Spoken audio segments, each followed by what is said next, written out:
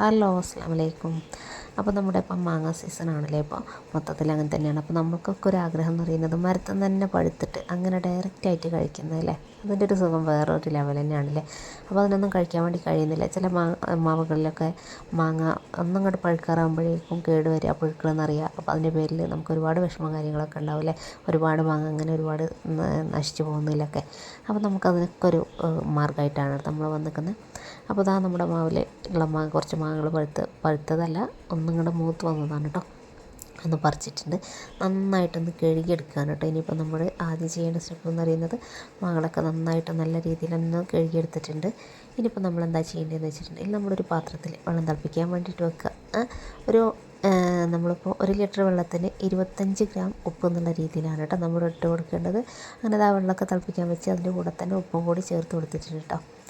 അപ്പോൾ ഇനി അപ്പോൾ വെള്ളം തിളച്ച് വരുന്ന ഒരു സമയം കൊണ്ട് ഇപ്പോൾ ഏകദേശം വെള്ളമൊക്കെ നന്നായിട്ട് തിളച്ച് വന്നിട്ടുണ്ട് കേട്ടോ. അപ്പോൾ നമ്മളെന്ത് ചെയ്യുക, കുറച്ച് വലിയൊരു പാത്രം എടുക്കുക. കുറച്ച് വലിയ പാത്രം നമ്മൾ ഈ ഒരു മാങ്ങകളൊക്കെ ഒന്ന് മുങ്ങി കിടക്കാനുള്ള പാകത്തിനുള്ളൊരു പാത്രം എടുത്തിട്ട് അതിലേക്ക് തിളച്ച വെള്ളം ഒഴിക്കുക. അതേ അളവ് തന്നെ നമ്മൾ എത്രയാണോ തിളച്ച വെള്ളം തിളപ്പിക്കാൻ വേണ്ടി വെച്ചത് അത്രയും അളവിന്, അതേ സെയിം അളവിന് പച്ചവെള്ളം കൂടി അതിലേക്ക് ഒഴിച്ചെടുക്കുക.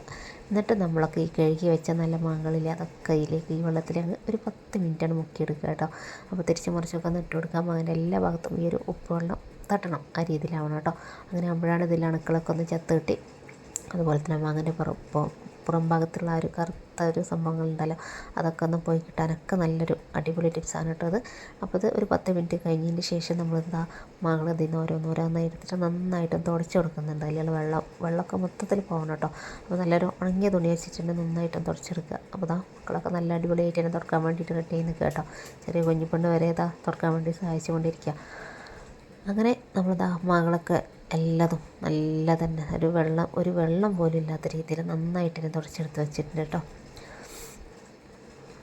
ഇനിയിപ്പോൾ നമ്മൾ എന്താ ചെയ്യേണ്ടതെന്ന് വെച്ചിട്ടുണ്ടെങ്കിൽ ഇത് മൊത്തത്തിൽ അങ്ങ് തുടച്ച് വെച്ച് കഴിഞ്ഞ് കഴിഞ്ഞാൽ നമ്മൾ ചെയ്യേണ്ട ഒരു കാര്യം എന്ന് പറഞ്ഞിട്ടുണ്ടെങ്കിൽ എന്ത് ചെയ്യുക, ഒരു ചെറിയൊരു കുറച്ച് വലിയ എന്തെങ്കിലും നമുക്ക് ഒരു കടലാസ് പെട്ടി അതുപോലെ കാർഡ്ബോർഡ് പെട്ടിയൊക്കെ ഉണ്ടല്ലോ, അതെടുക്കുക. അതല്ലെങ്കിൽ ഇതുപോലത്തെ ഒരു പാത്രമോ നമ്മളിങ്ങനെ കല ഉണ്ടല്ലോ, മൺകലയാണെങ്കിൽ ഏറ്റവും നല്ലതായിരിക്കും കേട്ടോ.